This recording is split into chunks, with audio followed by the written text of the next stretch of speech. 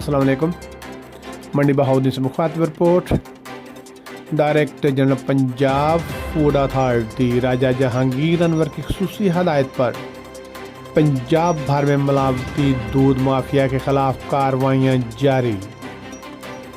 Punjab food authority जिला मंडी बहाउद्दीन की टीमों ने सरगोदा रोड पर वाक़ मुतअद्दिद दूध कलेक्शन सेंटर्स पर छापे मारे और शहर के दाखिली रास्तों पर नाकाबंदी करके दूध सप्लाई करने वाली गाड़ियों को चेक किया।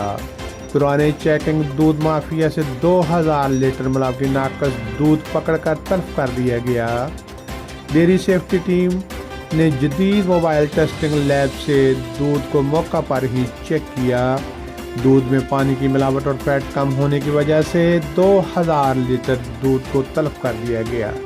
मुजरे सेहत नाकस दूध को रावलपिंडी, इस्लामाबाद, गुजरांवाला और मंडी बहाउद्दीन शहर में दुकानों, घरों और होटल पर सप्लाई करना था, जो कि इंसानी सेहत के लिए इंतहाई नुकसानदेह था।